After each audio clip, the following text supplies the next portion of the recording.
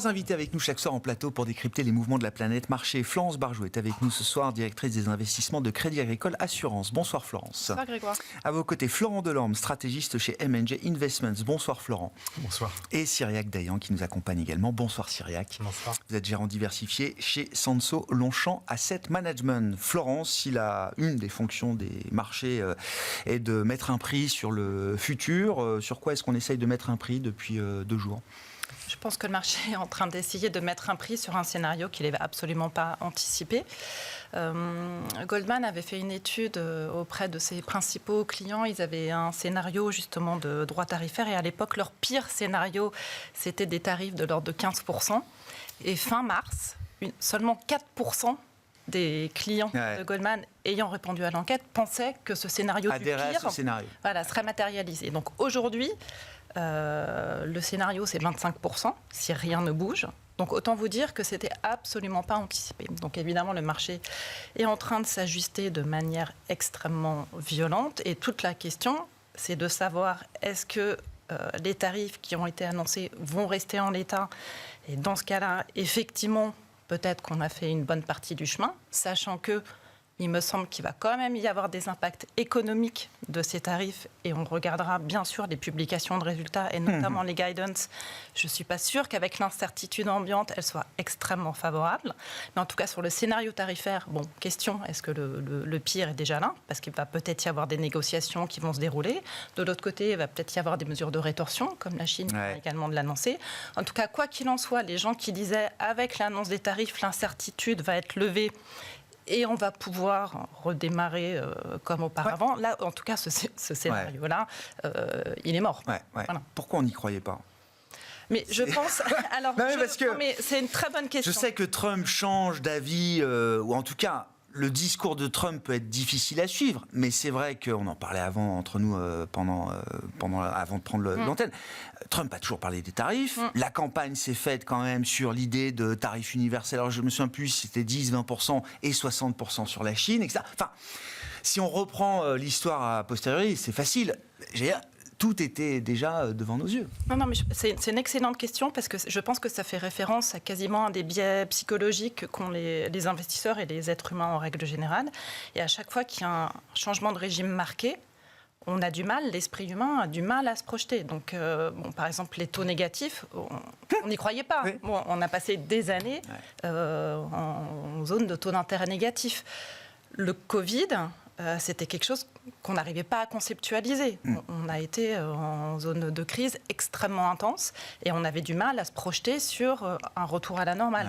Là, un esprit rationnellement constitué, quelqu'un qui a fait des études d'économie, quelqu'un qui suit le marché, dont c'est le métier, même un agent industriel un peu rationnel, je pense qu'il ne peut pas imaginer que quelqu'un, donc le président des États-Unis, mette en place un tel programme parce que c'est d'une telle violence et c'est du jamais vu qu'on a du mal à se dire c'est un scénario crédible d'un point de vue rationnel. Or, pour Donald Trump, c'est quelque chose de rationnel. Il l'a dit, il le fait. Il pense que c'est comme ça qu'il va réindustrialiser les États-Unis. Mais c'est vrai que nous, en tant qu'agents économiques, on a eu du mal à se projeter sur ce scénario. Et je reviens au pricing de marché. Le marché... la fin de l'histoire, c'est-à-dire le marché a capitulé sur l'idée que Donald Trump puisse faire machine arrière. On l'a vu pourtant faire machine arrière sur la Colombie en premier lieu, le Mexique, le Canada ensuite, avec une série d'exemptions, etc.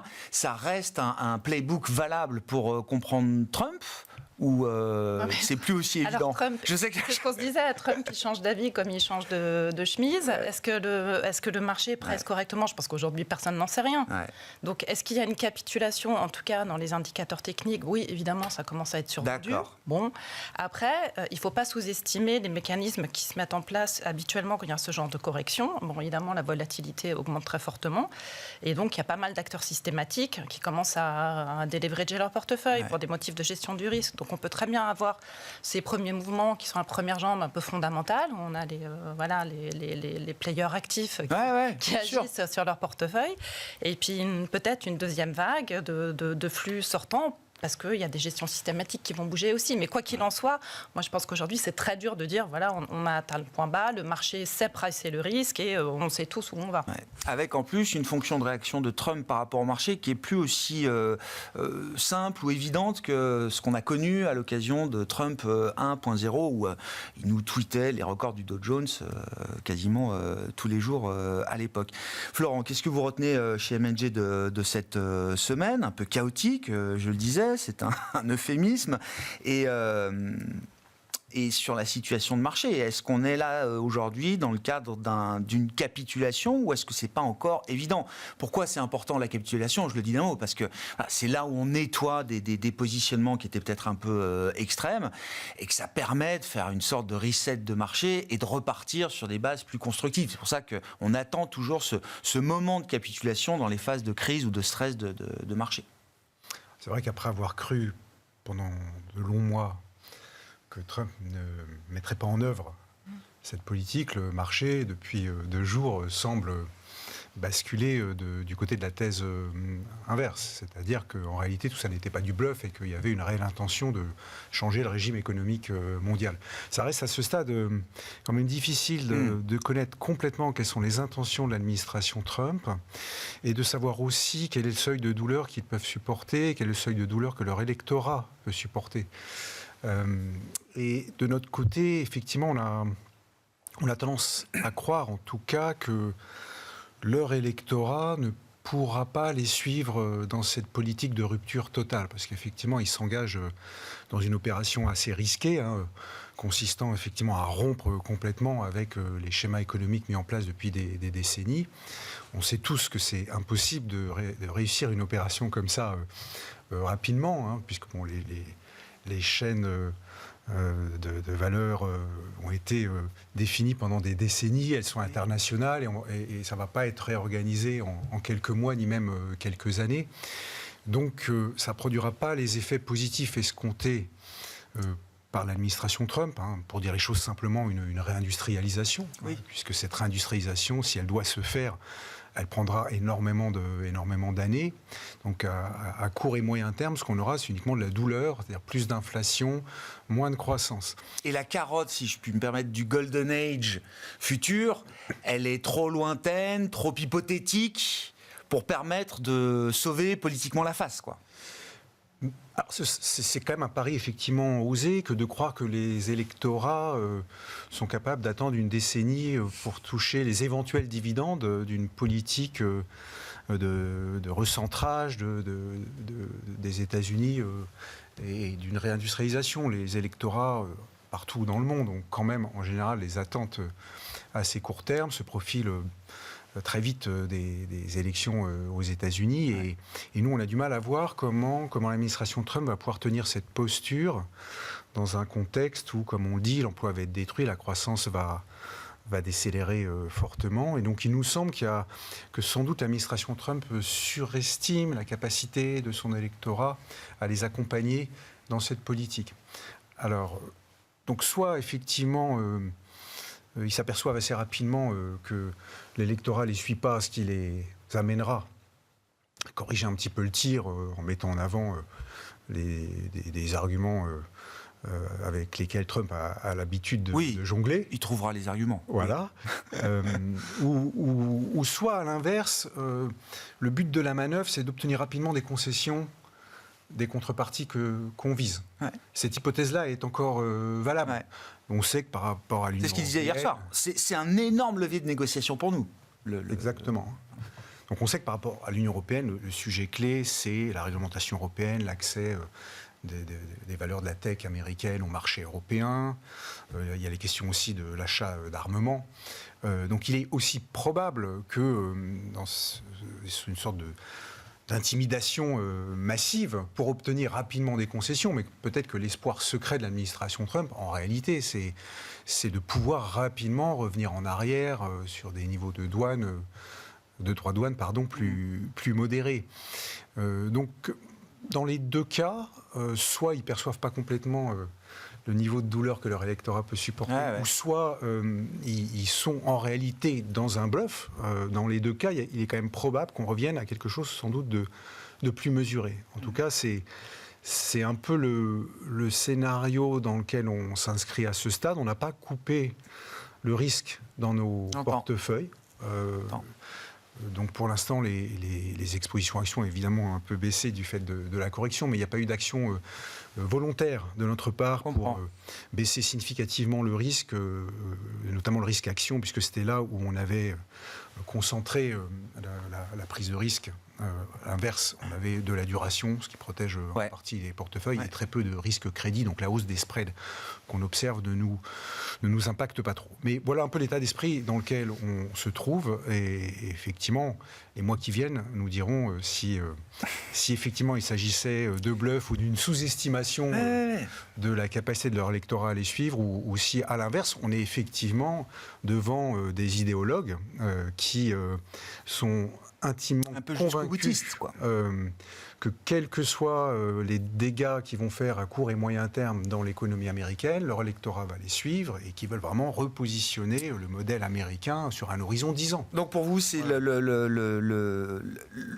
comment on dit, le rating d'approbation, enfin c'est le soutien de l'opinion publique qui compte là pour les marchés d'une certaine manière. En démocratie, les États-Unis, que Trump et son administration ne pourront pas continuer très longtemps s'ils ne sont pas de nouveau approuvés dans les urnes de manière régulière. Donc, in fine, c'est quand même la satisfaction de son électorat qui aura le dernier mot. Et peut-être juste, si je peux dire un mot là-dessus, justement sur cette partie, je pense que ça peut aller plus vite que prévu, parce que autant vouloir réindustrialiser un pays, quand, comme en Europe, vous avez un taux de chômage, on va dire en France, qui oscille entre 7 et 10%, bon, ça peut faire du sens. Autant l'Amérique, en fait, elle est au plein emploi. Oui. L'Amérique, elle est en plein emploi. Et en fait, si l'idée, c'est de remplacer quelqu'un qui a un super job dans les services, dans la Silicon Valley, par quelqu'un qui fait des t-shirts, comme c'est le cas au Vietnam, je ne suis pas sûre que ça attire les lecteurs américains. Bien sûr. Et puis surtout sur la désindustrialisation américaine. Alors tout dépend les périodes de référence qu'on peut prendre. Mais sur les dernières années, la valeur ajoutée de l'industrie américaine n'a pas spécialement baissé. La part de l'emploi industriel dans l'emploi total est plutôt stagnant. Il n'est pas en chute libre du tout. Donc, je ne dis pas que c'est un mythe que se raconte Trump sur la désindustrialisation américaine, mais en tout cas, sur les dernières années, ce n'est pas le pays qui a le plus souffert de ce point de vue-là. Cyriac, vos commentaires alors, sur Trump, effectivement, puis je veux bien qu'on revienne au marché. Qu'est-ce que vous retirez de ces 2 jours de sell-off un peu généralisé ? Est-ce qu'il y a eu une forme de discrimination entre hier, aujourd'hui ? L'Europe, l'idée d'hier, c'était de dire que les actifs américains étaient ceux qui souffraient le plus. Bon, là, on voit quand même que le coup est dur aussi pour un marché comme le marché européen. Alors, il y a beaucoup de choses qui ont déjà été dites. Ouais. Je vais essayer d'être synthétique. Je pense que le point important, c'est que Donald Trump, il a besoin d'avoir ses tarifs pour financer ses baisses d'impôts. Et à mon avis, le rationnel, il est finalement relativement simple. Le 22 ou 23, personne ne sait exactement, qui est aujourd'hui en moyenne qui sera appliqué, je pense que c'est une posture de négociation et qu'on devrait redescendre entre 10 et 15 ou quelque chose comme ça. Le sujet, c'est comment on passe du niveau actuel à 10-15 et comment, quand d'un côté la Chine réagit assez durement, enfin elle a tout à fait le droit d'avoir cette réaction-là, est-ce que cette réaction-là, elle n'est pas d'une certaine manière contre-productive lorsque l'Union européenne est plus dans une logique de négociation. Et donc ça, c'est important parce que ça va prendre du temps. Moi, je reste persuadé qu'à la fin, on va revenir sur un niveau qui sera loin. Aujourd'hui, avant Trump, on était à 2,5, donc on aura quand même une multiplication par 4, voire 5 ou 6. Mais c'est une manière de trouver de l'argent pour Donald Trump qui pense que, voilà, pour tout un tas de raisons, que l'économie américaine est capable de le faire. Mais le sujet, c'est combien de temps ça prend. Parce que l'économie, c'est un peu comme le vélo, si ça n'avance pas, ça tombe. Et c'est exactement ce qui va se passer à un moment donné, c'est-à-dire que la confiance des consommateurs, la confiance des agents économiques, si elle ne se rétablit pas, et là on va avoir, en effet, on citait les publications, je pense que dans toutes les entreprises américaines, on va avoir une référence à ce qui se passe actuellement, les résultats vont être bons, parce que c'est ceux du premier trimestre. Mais dans la prévision, dans cette logique-là, ça va devenir compliqué. Et si les entreprises américaines n'investissent plus, si le consommateur nous dit, je sais, et surtout le consommateur américain qui est un moteur, un poumon de l'économie américaine, se pose des questions et qu'en plus on lui rajoute de l'inflation parce que faut jamais oublier que voilà, le consommateur américain il consomme, quand vous allez à Walmart, vous avez quand même du made in China quasiment partout. Ah bah oui. Et que c'est la population en plus que Trump soi-disant veut défendre qui va être le plus impacté par ce qui se passe. Donc tout ça, à mon avis, c'est quand même un cocktail où à un moment donné, Donald Trump va prendre en compte cette réalité, se dire bon, je vais peut-être taper fort, peut-être que ma stratégie de négociation n'était peut-être pas la bonne, je vais redescendre un peu mon niveau. Mais ça va prendre ça risque de prendre du temps et ça, c'est un sujet. Et donc, pour répondre à votre question, dans ce contexte-là, c'est-à-dire qu'on reste dans une sorte de flou artistique pendant les prochaines semaines ou les prochains mois, et que sur le S&P, et on voit bien finalement, si vous regardez, on regardait ça, c'est assez intéressant, avant de partir là, de venir sur le plateau, si vous regardez le S&P et l'Eurostoxx, la baisse sur les 3 derniers jours, point haut, point bas, c'est 9,31 d'un côté, 9,12 de l'autre côté. D'accord. Donc c'est exactement la même chose. Ah ouais. Vous regardez le Topix, c'est la même chose, ça perd 10% sur la semaine. Ah ouais. En dollars. Hein. Là, je parlais en monnaie locale. D'accord, ok. Monnaie locale, Ok. en local currency. Okay. Si vous rajoutez le change, oui. il y a un sujet en plus. Okay. Mais là, c'est vraiment en plus sans l'effet change. Il n'y a qu'une zone qui finalement a mieux tenu, c'est les émergents. Paradoxalement, alors que c'est pas là où on s'attendait, mais les émergents finalement étaient plus préparés, on avait plus d'inquiétude sur ces pays-là. Il y a la Chine qui est un mastodonte et qui finalement a plutôt bien intégré parce que elle était déjà dans cette logique-là, et donc finalement les émergents ont une baisse qui est un petit peu plus faible. Et je pense pas. Alors après, sectoriellement, il y aura peut-être des petites différences. On le voit, on parlait des banques, des machins. Ouais. Mais à la fin des fins, je pense qu'il n'y aura pas beaucoup de grands gagnants, de grandes différences, parce que là, c'est un marché, un sell-off, et on vend un peu tout ce qui peut être vendu. Et là, ce que le marché a besoin, c'est d'avoir un peu plus de visibilité sur ce qui va se passer. Et tant qu'on ne rentre pas dans cette logique de négociation, je pense que ça va rester volatile. Mais un VIX à 40, ça ne reste pas ad vitam aeternam sur le marché. C'est ça qui est important. Ouais. Et donc, c'est pour ça que stratégiquement, nous, on était plutôt sous-exposés dans les portefeuilles avant d'arriver dans cette crise, si on peut dire. Ouais. Et là, on commence à lever nos couvertures.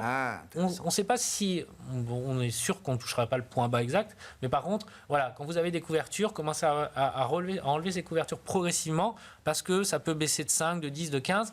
Mais à un moment donné, le seuil de douleur qu'on citait sur Donald Trump, moi, je ne crois pas que Donald Trump il est capable de vivre avec un S&P qui baisse de 20, 5% 30. tous les jours, oui. Non. Voilà.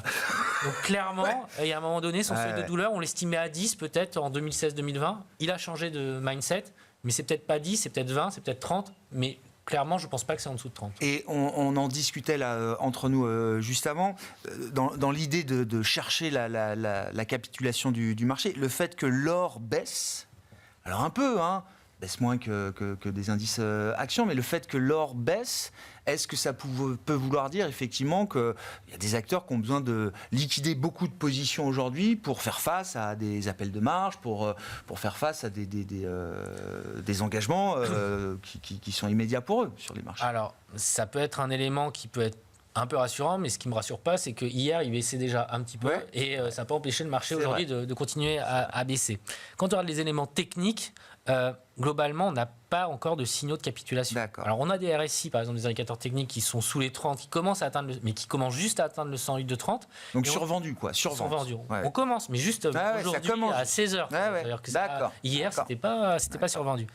Et il y a un autre élément, c'est globalement, on n'a pas ce mouvement qui, pour moi, est le symbole de la capitulation, c'est-à-dire qu'on drop, peut-être qu'on drop de 5, 10%, mais que derrière, ça rebondit et on termine quasiment flat ou cette logique. Et cette journée, on ne l'a pas eu, à première vue, on ne l'aura pas aujourd'hui. Je regarde, là, non, c'est pas parti pour encore, mais à Wall Street. Mais on ne sait jamais, il reste quelques heures sur une séance américaine pour donc, ça.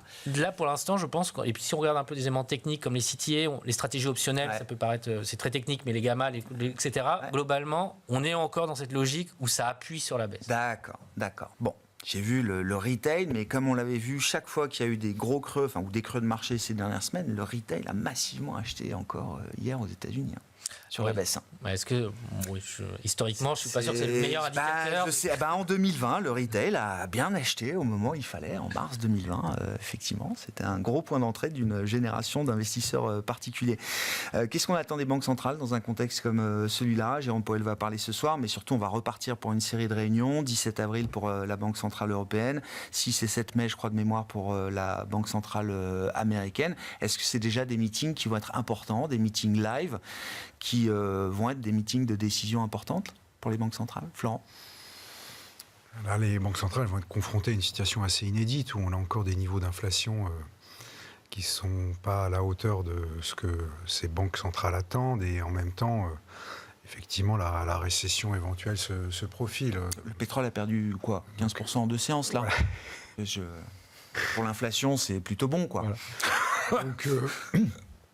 Donc, les décisions vont pas être évidentes, mais il est clair que on aura sans doute plus de baisse de taux qu'on ne l'escomptait initialement. Ouais.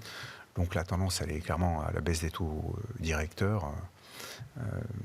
Mais du côté américain, effectivement, ça ira sans doute moins vite qu'en zone euro, puisqu'on a quand même une inflation un peu plus importante là-bas. D'accord. Donc ils resteront, encadrés par leur double mandat. Nous le croyons, Ah ouais, oui. je comprends. Nous le croyons, en tout cas, tant qu'on n'a pas un risque systémique qui pourrait apparaître sur les marchés, puisque c'est quand même en général ça le déclencheur d'une intervention massive des banques centrales, donc une crise de liquidité extrêmement importante sur le crédit, comme on l'a eu par exemple lors de la crise sanitaire sur le Covid. Là, effectivement, les banques centrales interviendront pour établir la liquidité et le bon fonctionnement des marchés de crédit. Mais je ne pense pas qu'il y aura une précipitation sur la simple menace d'une contraction un peu trop rapide de l'activité. C'est plus des éléments de marché qui les amèneront à accélérer leur interventionnisme et à mettre de côté la dimension inflation. Ouais. Florence, qu'est-ce qu'on peut imaginer de l'évolution de la fonction de réaction des banques centrales quand même dans ce contexte? Et encore une fois, la prochaine réunion de la Fed est dans 1 mois. Est-ce que d'ici 1 mois, la Fed pourrait avoir des éléments qui lui permettraient de sortir de sa pause ou de signaler une sortie de la pause? Moi, je pense qu'effectivement, soit il y a un risque systémique qui force la Fed à agir en avance de phase, entre guillemets, on va dire, soit ils ont aucun intérêt à se précipiter. Et ce que je trouve intéressant, moi, c'est une forme de décalage entre les États-Unis et l'Europe, puisque aux États-Unis, donc la Fed a de manière explicite ce double mandat. Et en l'occurrence, une hausse de tarifs, par nature, c'est quelque chose qui est temporaire. Donc, je rappelle, l'inflation, c'est un glissement annuel des prix. Donc, les effets de base jouent à plein. Si vous avez une hausse de tarifs en avril et que rien ne se passe par ailleurs, 1 an après, l'inflation, elle est nulle. Donc, la Fed, en toute logique, elle va, je pense, plutôt se focaliser sur la croissance. Il n'y a aucune raison qu'elle surréagisse, puisque, comme on l'a dit, pour l'instant, en fait, les données d'enquête sont un peu molles et un peu inquiétantes, mais en tout cas, l'activité réelle, elle se tient bien. Donc, dans 1 mois, la Fed, elle n'a aucune raison de surréagir. En Europe, et il y a quelque chose d'intéressant, puisque, alors on voit qu'il y a des impacts croissance qui vont être forts, potentiellement. En revanche, l'inflation, elle ne va pas forcément bouger de la même manière, puisque, en tout cas à court terme, puisque les hausses de tarifs, chez nous, elles seront certainement beaucoup plus modérées. Et 2, il y a l'effet change. Oui, bien sûr. Voilà, il y a l'effet change. Des ajustements puisque par le change. Un des éléments intéressants de cette crise, c'est que le billet vert, qui habituellement est quand même une valeur refuge, pour le coup, se déprécie assez fortement, ce qui pose la confiance des marchés sur justement le dollar et la politique américaine. Mais donc en Europe, en fait, même à court terme, c'est pas complètement évident qu'on voit l'inflation monter, puisqu'il y a quand même l'effet change sur en gros la valeur des biens importés. Une grosse chute du pétrole, quoi, aussi. Il y a une grosse chute du pétrole, il y a un ralentissement de l'activité, et par ailleurs, je regardais juste avant de venir à l'émission, Éric Lombard a quand même dit s'il y a des effets négatifs de cette crise douanière, potentiellement, on utilisera les finances publiques pour y répondre. On laissera filer le déficit, comme ça qu'on dit. Et donc, sur la partie courbe,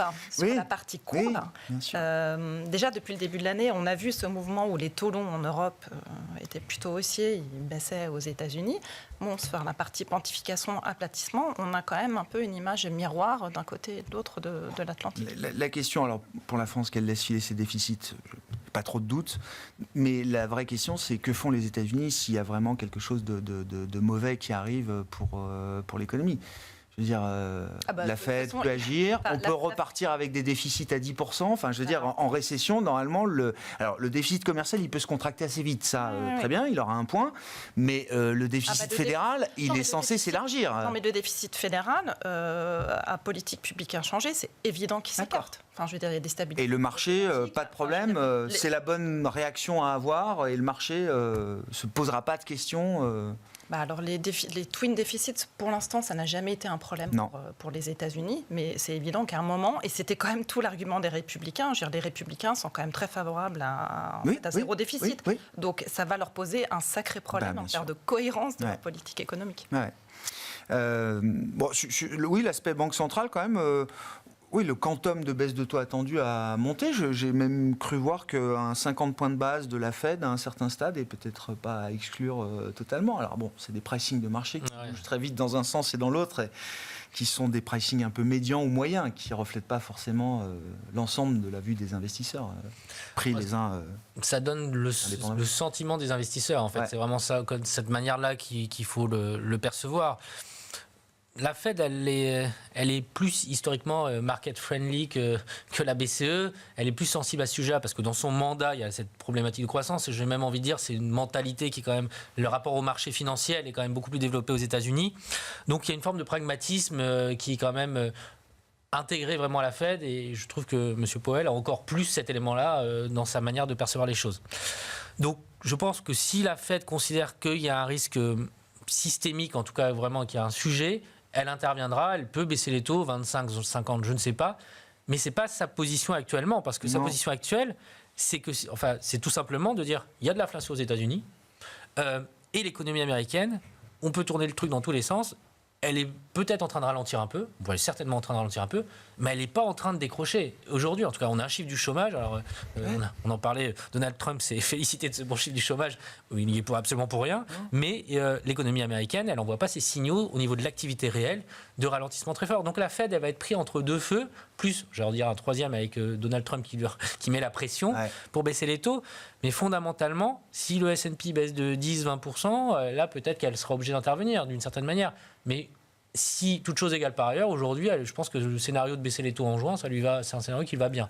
La zone euro, c'est une autre histoire, parce que la zone euro, elle a commencé son mouvement, et elle a un indicateur en termes d'inflation, si on va dans le détail. L'inflation de la zone euro, elle est moins persistante, elle peut profiter de la hausse de l'euro aussi. Si vous regardez les hausses de salaire en zone euro, les indicateurs avancés de la BCE sont en train de s'écrouler. On est sur des chiffres de 1 à 1,5 de croissance de salaire.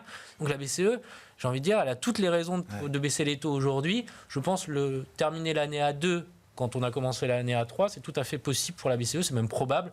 Et elle va continuer. Alors, est-ce qu'elle le fera en avril? J'en sais rien, je ne sais pas. Mais elle va poursuivre son mouvement. Et la question est de savoir même si 2 est le point d'arrivée ou si 2 est un point de passage à la Banque Centrale Européenne. Alors, je pense que la réponse, finalement, ils ont fait des grandes études pour nous expliquer où était le point neutre. On a eu un 75 de 50, donc c'était une fourchette assez large. Je pense que le taux neutre, en fait, d'une certaine manière, on s'en manque un peu. Ils vont peut-être descendre plus bas, mais s'ils descendent plus bas, c'est parce qu'il y aura des tarifs et qu'ils vont se dire, bon, là, l'économie est en train de planter, il faut qu'on intervienne de manière un peu plus agressive. Mais voilà. On a commencé sur les tarifs. Et les tarifs, en fait, il faut imaginer que c'est un truc qui est systémique et ça déstabilise l'ensemble de l'économie. Et donc, les banques centrales ne sont pas immunisées et se posent exactement la même question qu'on se pose aujourd'hui. Parlons des marchés. Effectivement, alors...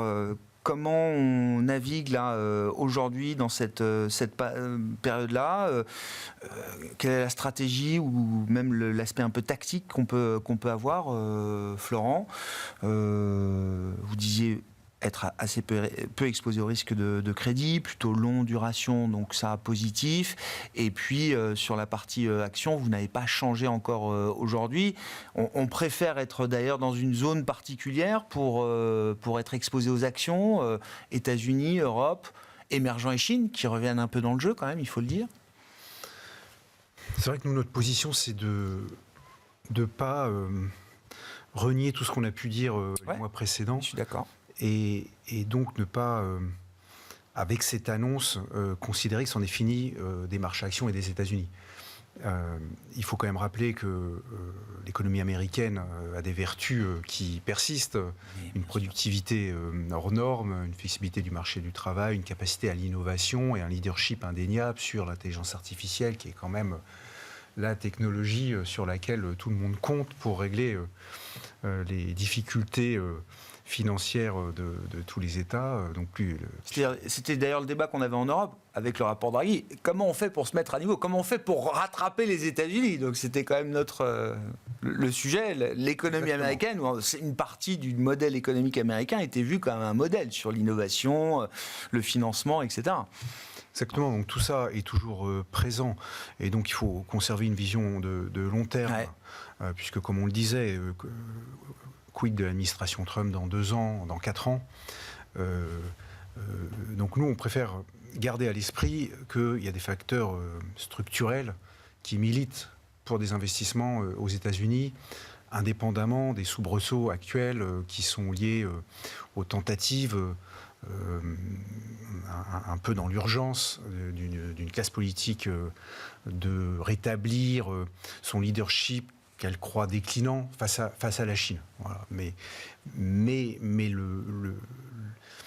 les points forts des États-Unis persistent. Restent en place. Donc, fondamentalement, vous dites il n'y a pas de raison que les États-Unis soient très différents demain de ce qu'ils sont aujourd'hui. En tout cas, en relatif, pour l'instant, on a une économie européenne où il y a beaucoup de déclarations, mais quand même, dans les faits, le plan Draghi va pas être mis à exécution rapidement. On voit bien que sur tous les sujets où on a pu voir des mouvements ces dernières semaines, les questions du financement restent quand même toujours en suspens, sur les annonces de la Commission européenne, par exemple, pour mettre de côté les dépenses en armement, dans l'examen des comptes publics de la société. Bon, c'est une position de principe que tout le monde accueille favorablement, mais la question du financement de ces dépenses reste entière. Ouais. La question de la productivité en Europe reste entière. La question du manque d'union des marchés européens, notamment les marchés de capitaux, les marchés bancaires, enfin tout ça, toutes ces questions-là restent en suspens et on n'a pas vraiment de réponse. Il y a beaucoup de déclarations qui semblent aller dans le bon sens, mais on voit plus difficilement comment la mise en œuvre va se faire. Alors qu'aux États-Unis, il y a quand même une dynamique qui est bien enclenchée sur ces sujets-là. Donc on a tendance à considérer que les États-Unis restent un terrain d'investissement assez naturel et que la réalité ramènera les républicains à un peu plus de modération. Voilà. Et en tout cas, en réalité, il n'y a pas tant de rupture entre les républicains et les démocrates. Ça semble être une rupture, mais la volonté de réindustrialiser les États-Unis, elle a émergé avec Trump, mais elle a été assez largement poursuivie par l'IRA était un grand plan de subvention massif à la réindustrialisation. Oui, ça. Exactement. La volonté de repositionner. La méthode était différente, mais le but était. La volonté de repositionner la puissance américaine plutôt côté Pacifique. Ça existe depuis l'ère Obama. Ouais. La différence, en fait, c'est une différence de perception. C'est-à-dire qu'on a l'impression que les démocrates voulaient organiser une transmission calme, disons un pivotement stratégique dans la continuité, là où les républicains semblent avoir un sentiment d'urgence, une perception de la situation. Et l'idée que pour vraiment faire pivoter le système, il faut le choquer. Voilà. Il y a aussi ce côté un peu Silicon Valley. Voilà, j'y vais jusqu'à ce que quelque chose se cache et puis je réparerai les dégâts ensuite. C'est-à-dire, on fait d'abord, ça casse et puis on s'ajuste ensuite. C'est une différence de méthode et de perception d'urgence de la situation, mais avec un diagnostic qui aurait été elle-même et assez homogène sur toute la classe. Donc il n'est pas si hors cadre que ça, en fait. Il n'est pas si hors cadre que ça. Simplement, la méthode, elle est discutable parce que les transitions stratégiques dans des ruptures ne sont pas les plus faciles à opérer. Voilà. Mais en tout cas, il y a quand même, aux États-Unis, une volonté marquée de la classe politique de conserver un leadership mondial, une unanimité sur ce sujet-là. Donc pour un investisseur, ça, c'est une dimension qui est plutôt rassurante et qui militent quand même pour conserver des allocations sur les marchés actions de ces pays-là. Florence, comment on gère? Alors, dans un portefeuille assurantiel, je le précise, comme le vôtre. Donc, il y a beaucoup de taux et puis il y a d'autres classes d'actifs. De préciser, parce qu'effectivement, même en comparaison d'un asset manager, on ne gère pas les portefeuilles de la même manière parce qu'on a des règles comptables qui ne sont pas les mêmes. Intéressant. Mais donc d'un côté, on a un gros stock. Quand je dis gros, chez Crédit Agricole Assurance, on gère à peu près 260 milliards. Vous voyez, voilà. Tout ça pour dire que quand on a des flux, ça fait parfois aussi bouger le marché. Donc il y a un stock et il y a les flux de l'année, parce qu'évidemment, il y a les primes d'assurance vie qu'on collecte. Et il se trouve qu'en ce moment, avec toute l'incertitude qu'il y a dans le marché, la collecte de l'assurance vie, elle est quand même significative. Donc sur la partie stock, nous, on avait une vue de marché qui était assez prudente, je pense proche peut-être de la vôtre. Et donc effectivement, comme vous, on avait mis en place des protections optionnelles sur les marchés actions assez significatives qu'on a commencé à lever aujourd'hui. Très légèrement. Plus ça baisse, plus il y a l'idée de pouvoir commencer à enlever ces protections. L'idée de ces protections, c'était effectivement de couvrir notre portefeuille et de générer de la production financière face à un marché baissier. Donc ce scénario-là, il se réalise. Et donc, en cohérence avec nos vues, on commence à prendre des profits et donc à lever en partie ces couvertures. Donc ça, c'est la partie stock. Sur les flux, nous, notre question, c'est on projette les flux sur l'année. Quand est-ce qu'on les alloue ? On a été très prudent sur les premiers mois. On a très peu déployé. On a commencé à déployer quand les marchés ont commencé à décrocher. Et là, toute notre question, c'est est-ce qu'on accélère ? Est-ce qu'on est proche du point bas du marché ? Donc, on a commencé à déployer un peu dans les marchés baissiers. On va probablement continuer parce qu'effectivement, il y a des points d'entrée qui sont intéressants et même quand le marché baisse fortement, c'est quand même jamais la fin du monde. Voilà, l'idée, c'est effectivement d'arriver à accompagner la baisse. Et sur des horizons long terme comme ceux que vous pouvez avoir en tant qu'assureur, Florence, je ne sais pas si vous pouvez répondre à la question, mais les États-Unis, le fondamental américain n'a pas changé. On continue de traiter les États-Unis comme on a pu les traiter, sur le plan de l'investissement, j'entends, comme on a pu les traiter ces dernières années, ou est-ce qu'il y a des éléments qui fragilisent un peu des fondamentaux ? J'ai jamais lu autant de papiers sur Donald Trump et le respect de l'état de droit, de la rule of law, etc. Et c'est vrai qu'il y a une manière de faire qui peut perturber et soulever des interrogations que personnellement j'ai jamais vu naître. C'est une question qu'on se pose. C'est une question qu'on se pose parce que effectivement, si on considère que les États-Unis restent une démocratie, qu'on continue à rester dans le cadre qu'on connaissait tous, évidemment, c'est une société où la productivité est hyper intéressante, c'est un marché de diversification pour nous, bien sûr. Mais il y a quand même une forme de scénario qui est un scénario extrême, qui est un peu dystopique, je suis d'accord. Oui. Mais qu'on n'avait pas du tout en tête. Mais qui est plus à zéro, quoi. Qui est plus à zéro, et on peut se dire, peut-être qu'il va faire un troisième mandat, peut-être... Bon, voilà. Et donc ça, c'est quelque chose... On commence à y penser. Ouais.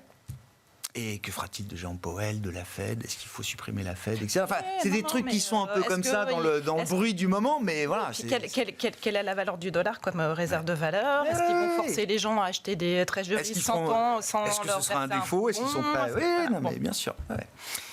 Cyriac, je vous laisse conclure sur l'investissement. Mais oui, vous nous avez déjà dévoilé effectivement l'idée que, partant des protections que vous aviez, c'est plutôt l'idée d'en enlever un petit peu aujourd'hui. Ou est-ce que vous avez envie d'ailleurs de peut-être éventuellement vous redéployer si le moment était aujourd'hui, on est dans une logique d'enlever nos protections. On n'est même pas encore sur la neutralité, donc on reste légèrement sous-exposé. Mais l'idée, voilà, c'est tant que ça va baisser, d'enlever ces protections. Et si, imaginons que ça baisse encore de 5%, on n'aura plus de protection. Si ça baisse de 10%, on va être légèrement overweight. Et c'est d'avoir une logique de progressivité dans l'investissement, parce qu'on va vivre dans un monde de volatilité. Ce que je trouve intéressant, pour conclure, c'est l'aspect taux. On peut tous, en tout cas la plupart des investisseurs diversifiés sont heureux de retrouver une corrélation qui permet, quand les actions sont chahutées, au taux de baisser. Donc ça, on en a profité parce qu'on avait rajouté de la sensibilité. Je mettrai quand même un petit warning là-dessus. Nous, on a commencé à enlever un peu de sensibilité taux. D'accord. Parce que tout ce qu'on raconte là, à la fin, c'est quand même plutôt inflationniste. Oui. Donc là, aujourd'hui, la réaction des marchés taux, c'est un... Il n'y a plus de prime là, pour l'inflation. Là. Exactement. On achète des taux pour du risk-off et parce qu'il y a un scénario de récession, de crainte. Ouais. Mais dans un deuxième temps, à un moment donné, le sentiment des investisseurs D'accord. obligataires pourrait se retourner. Donc, Si l'économie n'a pas complètement craqué et qu'il reste encore un peu d'inflation, peut-être que les taux ne sont pas au bon endroit là aujourd'hui. voilà, le Bund à 2,30, il y a un moment donné, si l'inflation repart, on peut avoir un sujet. Donc là-dessus, je pense que c'est plus un mouvement tactique qu'il faut jouer plutôt que structurel sur les taux. Merci beaucoup. Merci à vous trois d'avoir été les invités de Planète Marché pour conclure cette semaine un peu particulière. Florence Barjou, Crédit Agricole Assurance, Cyriaque Dayan, Sanso Longchamp Asset Management et Florent Delorme, M&G Investments.